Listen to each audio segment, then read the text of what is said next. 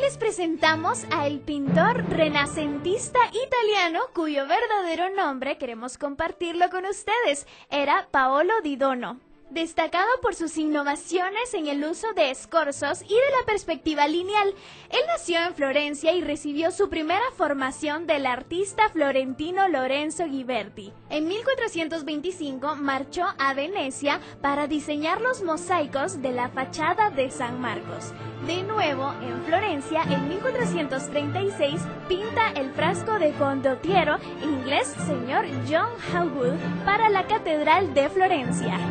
Chicos, es aquí donde inicia lo divertido de esta gran historia. En torno al año de 1444 realiza una serie de vidrieras para la catedral, una de las cuales, la resurrección, se conserva todavía en su lugar. En 1447 y representan la creación y el diluvio universal. Sus obras más famosas son sin duda las 3 versiones que realiza de la Batalla de San Romano. A fines de la década de 1440, en ella se destaca la figura monumental del caballo, visto en los más violentos escorzos. Uy, imagen con tan solo 10 años, o sea, en el año 1407 ya era aprendiz en el taller del escultor Lorenzo Ghiberti. Esta estaba entonces trabajando en las puertas de bronce para el baptisterio de la Catedral de Florencia. En 1414, Uccello se unió a la cofradía de pintores y es allí, en el año siguiente, que se convirtió en un miembro más del gremio oficial de pintores florentinos. De 1425 a 1431, Uccello trabajó en Venecia como maestro de mosaicos. Toda su obra en Venecia se ha perdido y los planes para reconstruirla no han tenido éxito, lastimosamente. Uy, pero fíjate, ve este dato tan curioso, porque en sus dibujos indica una mente meticulosa, analítica, pues hasta lo llamaban intoxicado por la perspectiva y que fue un gran pintor florentino, que dotado de su sofisticado ingenio, se complació en investigar los complicados mecanismos y las extrañas obras de arte de la perspectiva y consagró tanto tiempo a esta tarea, que si hubiera dedicado el mismo tiempo y esfuerzo de las figuras, pese a que ejecutaba bien, habría conseguido ser aún más único y admirable. Aunque muchas de sus obras estén en estado ruinoso, se manifiestan en ellas las inmensas dificultades que enfrentaron los artistas de su tiempo en el aprovechamiento de los nuevos descubrimientos, sin renunciar a lo mejor del arte tridimensional. Los primeros frescos de Uccello, ahora muy dañados, están en el claustro verde de Santa María Novella, llamado así por los matices verdes de los frescos que cubrían sus paredes y que representan episodios de la creación. Pero mira, esto es increíble. Uccello pintó la creación de los animales y la creación de Adán, y junto a él podemos ver la creación de Eva y el pecado original, pintado en verde terra, o sea, un tipo especial de pigmento de óxido de hierro y ácido silícico, que da al claustro su nombre. Estos frescos nos presentan algunas de las principales características del estilo de Uccello.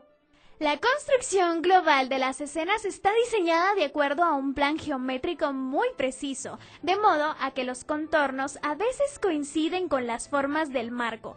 Por ejemplo, el diluvio universal representa las historias de la vida de Noé, incluyendo el diluvio y la retirada de las aguas, el sacrificio de Noé y su embriaguez. Especialmente el fresco que muestra el diluvio, en que magistralmente refleja los cadáveres, la tormenta, la furia de los vientos, los relámpagos, los árboles que se rompen y el temor de los hombres. Las formas humanas en el diluvio, especialmente los desnudos, son una reminiscencia a las figuras de los frescos de Masaccio en la capilla de Braccaccio en 1425.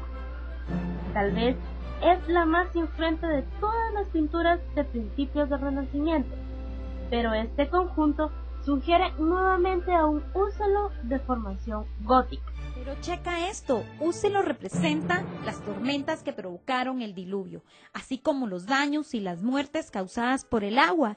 Es una de las primeras representaciones realistas de una tormenta en el arte occidental. Tras la escena de la retirada de las aguas, representa el sacrificio de Noé y su embriaguez. Están en muy mal estado, pero deben haber sido igualmente magistrales. Aquí también hizo gala de su maestría en el arte de la perspectiva y Vasari. Úselo pintó escenas de la vida de santos ermitaños en la galería superior del claustro de San Miniato al Monte. Una sensación de abstracción impregnada en estas escenas. En la actualidad no queda más que un grupo de fragmentos y el resto se desvaneció. Y las imágenes son casi indescifrables. Pero bueno, esto también es muy interesante. En la elección de los colores, Úselo parecía haber dado rienda suelta a sus fantasías. De hecho, como señaló Vasari, no prestó mucha atención a la regla de consistencia en el color, como era habitual en la pintura de las historias, porque pintó los campos azules, las ciudades en rojo y los edificios del color que a él le parecía. Pero fíjate que alrededor de 1435, Paolo Úselo comenzó a trabajar en las historias de la vida de la Virgen y de San Esteban de la capilla de Nuestra Señora de la Asunción en la Catedral de Prato. Pintó las escenas de la disputa de San Esteban, el nacimiento de la Virgen y su presentación en el tiempo. También sus primeras pinturas muestran una organización compositiva perfecta, creada a través de un modelo de perspectiva precisa, que coloca los edificios elegantes y muy sencillos, y las numerosas figuras humanas dentro de un ritmo espacial equilibrado. Cada uno de los personajes tienen una expresión diferente, evidencia de una investigación sobre las características faciales que más tarde se convertirá en típica de la pintura de Úselo. Paolo Úselo se considera también el autor de los 4 santos del arco de la entrada y de los 15 medallones con cabeza en el frisco que rodea los frescos.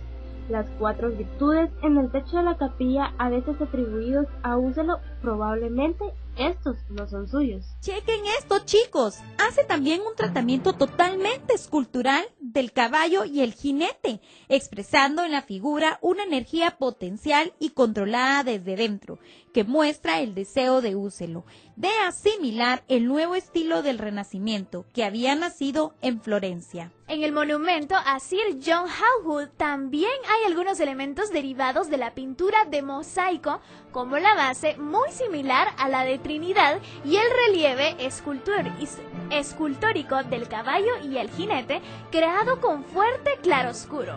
Y además, como en todas las obras de mosaico, la luz proviene de la izquierda y es muy natural. Pero hay otros tantos elementos que distinguen claramente de el arte de Úselo.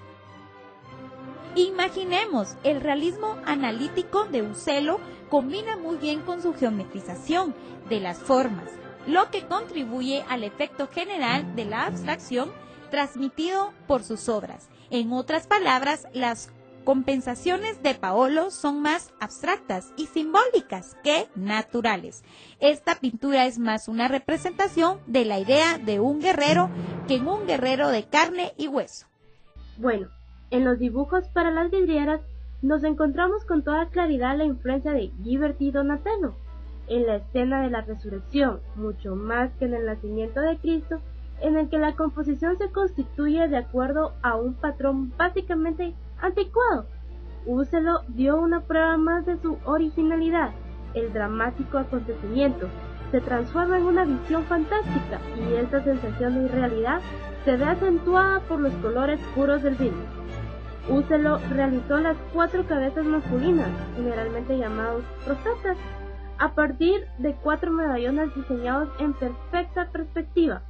Los terminó el 22 de febrero de 1443. Quiero que vivamos esto. Quiero que vean entre los retratos que se han atribuido a Úselo el más similar al resto de sus obras. Es este retrato de una dama del Museo Metropolitano de Nueva York, las características suaves de la hermosa mujer. Supuestamente Elizabeth de Montefeltro, esposa de Roberto Malatesta, tiene un gran parecido con las dos princesas de la pintura de San Jorge y el dragón. Sin embargo, algunos estudios atribuyen al cuadro a Domenico Veneziano. Por eso también queremos compartirles que en los tres casos la escena de la batalla se interpreta en términos de un cuerpo a cuerpo caótico de gente a caballo y las lanzas y los caballos en una lucha desesperada. Retratos también a través de una interminable serie de planos de perspectiva supuesta e interconectados. Una de las grandes obsesiones de Usselo, como de costumbre, era el dominio de la perspectiva, como las largas lanzas blancas y rojas o los excepcionales caballos que ruedan por el suelo, y mostrar el dramatismo del enfrentamiento entre los caballeros de la Alianza con una mágica narración de la historia. Y retrocediendo el tiempo al arte de Paolo Usselo, la escena se llama nocturna, debido a la extraña luz de la cae sobre las elegantes figuritas de los cazadores dispersos por el bosque oscuro, a excepción de la composición y la perspectiva compleja que amplía el horizonte, que podría tomar esto como una pintura de estilo gótico tardío. Y es así como te invitamos a que conozcas un poco más de Paolo Usselo, que es un gran artista y para nosotros ha sido un grato honor poder acompañarte y contarte un poco de su arte.